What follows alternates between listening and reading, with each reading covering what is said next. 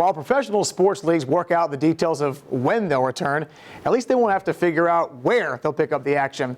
You see, Florida Governor Ron Desantis says that teams want to practice and play. Hey, bring it on. The Sunshine State is the place to be, as the governor's announcement comes during phase 1 of Florida's reopening. He specifically mentions basketball, baseball, and soccer. And for MLS, for instance, is hoping to plan a summer tournament in Orlando involving all 26 franchises, with training starting as early as June 1st. All these professional sports are going to be welcome in Florida. That may not be the case in every other state in this country, as we've seen. And so what I would tell commissioners of leagues is, if you have a team in an area where they just won't let them operate, we'll find a place for you here in the state of Florida, because we think it's important and we know that it can be done safely. And speaking of the association, NBA Commissioner Adam Silver is growing more optimistic on a return to play. But don't get ahead of yourself. He's still deciding if the league should resume regular season or just cut straight to the playoffs. Orlando and Las Vegas remain the focal points of a campus-like plan to increase the chances of isolation.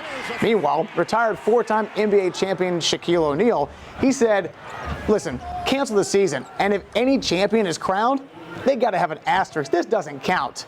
Yeah, you know what? In desperate times, they call for desperate measures, okay, big fella? As for Major League Baseball, well, it's back to the virtual bargaining table with the Players Association. The two sides ironing out logistics for a possible spring training 2.0 and rule changes for a shortened season. A lot of the conversation, of course, concerns on the protocols in the event someone does test positive. And the big hurdle will be economics. Players want a prorated salary structure, while owners are proposing a 50-50 revenue split. Wish I had that problem. And in this lone season of Florida, Jonathan Greenard carried himself like a pro. Now he's going to be paid like one. The former Gator signs a 4-year contract with the Houston Texans, who drafted the pass rusher in round 3. The terms not disclosed, but he'll be teammates with fellow UF product Vernon Hargreaves.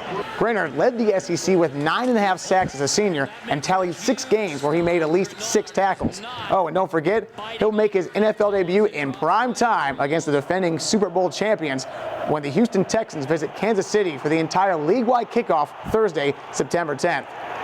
The Kyle Trask buzz continues, with the Senior Bowl Executive Director Jim Nagy tweeting this today. Incredible how slow the game happens for a guy who hadn't started since 9th grade prior to last fall. He has the poise of a guy who's played a lot of football. Nagy, who spent 18 years as an NFL scout and, oh yeah, has 4 Super Bowl rings, went on to say he evaluates Trask at a similar level where Joe Burrow was entering 2019. Burrow, of course, he skyrocketed to Heisman-winning fame and the #1 overall draft pick. He's got a point. Pressure just bounces off Trask because of his easygoing nature. Trask passed for 25 touchdowns and just 7 picks last season and a little over 10 games last fall. And who hasn't dreamed of scoring a touchdown at the Swamp? Well, Florida's making that happen for a group of lucky fans.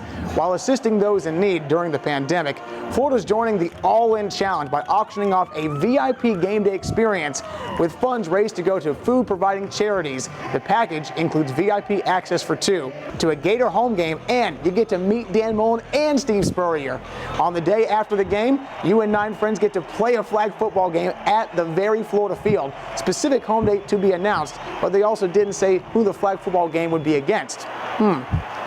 And if you're itching for action like the rest of us in the sports world, you might want to check out tonight's UFC Fight Night 173 in Jacksonville. The main event, a light heavyweight bout pitting 40-year-old Glover Teixeira against Anthony Smith, a guy with 14 losses. Kind of resembles those Gator Bowl matchups, you know, 7-5, 6-6, but hey, we'll take it.